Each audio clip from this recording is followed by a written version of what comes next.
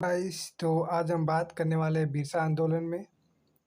ठीक है, बिरसा आंदोलन के बारे में आज हम इस टॉपिक पे चर्चा करेंगे और जो कि सेमेस्टर 3 के लिए इम्पोर्टेंट है और ये कोर 7 में अक्सर बिरसा आंदोलन के कारण और इसके परिणाम पूछे जाते हैं।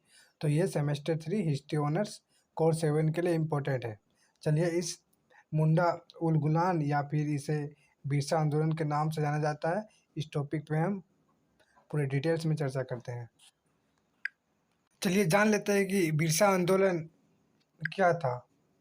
देखिए, बिरसा आंदोलन जिसको मुंडा उल गुलान भी कहा जाता है, जो सन 1899 से 1900 ईस्वी तक चला था, लगभग 1 साल। ठीक है, तो बिरसा आंदोलन 19वीं सदी के आदिवासी आंदोलन में सर्वाधिक संगठित एवं व्यापक आंदोलन था, जो वर्तमान झारखंड राज्य के रांची जिले के दक्षिणी भाग में 1899 से 1900 ईस्वी में हुआ था।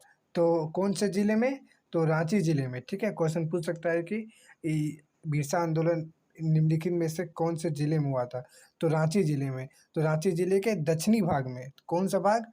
तो दक्षिणी भाग। ये सब याद रखिएगा, इंपॉर्टेंट में क्वेश्चन पूछ सकता है। कब आरंभ हुआ था? 1899 में। कब खत्म हुआ? 1999 में।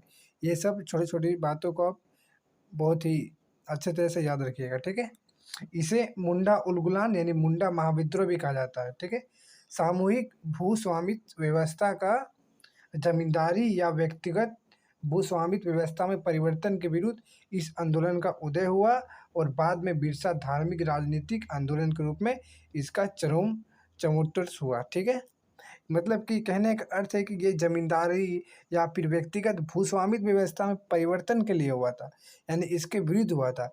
लेकिन जब ये एंडिंग में, जब आखिरी में जब चरम पर था, तो ये बिरसा के धार्मिक राजनीतिक आंदोलन के रूप में बदल गया। ठीक है, अब चलिए इसके कारण पर हम चर्चा करते हैं, इसके क्या क्या कारण था उस पर हम पहला देखिए।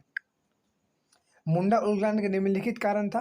पहला कारण था खुटखुटी व्यवस्था की समाप्ति और बेट बेगारी के प्रचलन। ठीक है, ये खुटखुटी व्यवस्था क्या था? मतलब देखिए, जैसे कि पहले पहले के लोग, जब संथाल लोग जब ये जंगल को साफ सुथरा करते थे, जब उसे वहाँ पे अपने भूमि बनाते थे, घर बनाते थे, मतलब भूमि के रहने के लिए जो जगह बनाते थे, तो उसे वो अपना मानते थे, यानी पूरा पूरा गांव वालों के वो होता था। ठीक है, लेकिन क्या हुआ कि देखिए, 19वीं शताब्दी के उत्तरी मैदान से आने वाले व्यापारी, कहाँ से? उत्तरी मैदान से।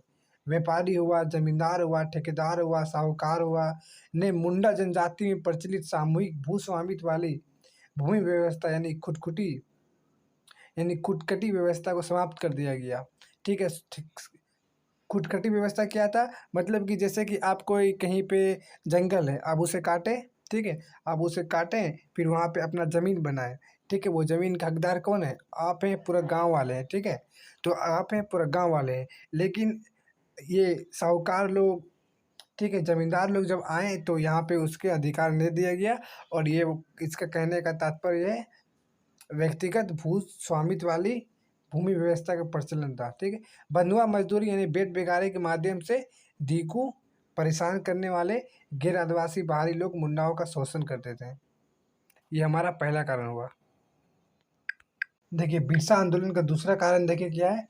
मिशन मिशनरियों का कोरा आश्वासन और उनसे मोह भंग। ठीक है, ये दूसरा कारण हुआ। तो इसे समझते हैं। विभिन्न मिशनरियों ने, जैसे कि लुथेरियन हुआ, एंग्लिकन हुआ, कैथोलिक ने मुंडाओं को भूमि संबंधी समस्याओं का समाधान का लालच देकर उन्हें अपने धर्म, ईसाई धर्म में दीक्षित करना प्रारंभ कर दिए। मतलब कि जो ईसाई लोग थे, वो मुंडाओं से कहने लगे कि हम आपकी समस्याओं का समाधान कर देंगे। ठीक है, भूमि संबंधी समस्याओं का समाधान कर देंगे, आप पहले मेरे धर्म को अपना लें, ईसाई धर्म को अपना लें। ठीक है, बस इसी के चक्कर में, किंतु वह भूमि के मूल को समाधान नहीं कर पाए। कौन? ईसाई लोग, जिस कारण से ये बहुत निराश हुए। देखिए, तीसरा कारण देखते हैं। देखिए, तीसरा कारण क्या है? अदालतों से निराशा। अब जब मुंडा कबीले के सरदारों ने बाहरी भूस्वामी और जबरी बेगरी के खिलाफ अदालतों की शरण ली, तो वहाँ भी उन्हें निराशा के हाथ लगी। इसी प्रकार वहाँ पे, कहाँ पे हुआ था ये कि संथाल में यही इसी तरह हुआ था। संथालों को जब न्यायालय न्यायाधीश के शरण लेने पड़े तो वहाँ भी उसे निराशा के हाथ लगी थी। ठीक, देखिए बिरसा आंदोलन के तत्कालीन कारण क्या था?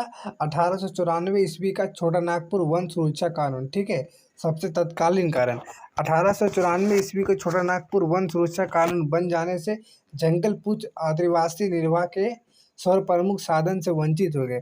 मतलब कि जब 1894 को जब छोटा नागपुर वन सुरक्षा कानून बना था, तब वहाँ के लोग अब जंगल पुत्र जो आदिवासी रहते थे, जो रहन सहन रहते थे जंगल में, अब वो उसके साधन खत्म हो गए। ठीक है, उन्हें भूखों मरने की नौबत आ गई थी। ठीक है, भूख से बिलबिलाते मुंडा के आंदोलन करने के लिए सिवा कोई रास्ता नहीं था। स्वाभाविक से बात है, अब उसे आंदोलन करना ही था। तो इस प्रकार ये रहा 4-5 पॉइंट। ठीक है, जो कि बिरसा आंदोलन का रहा।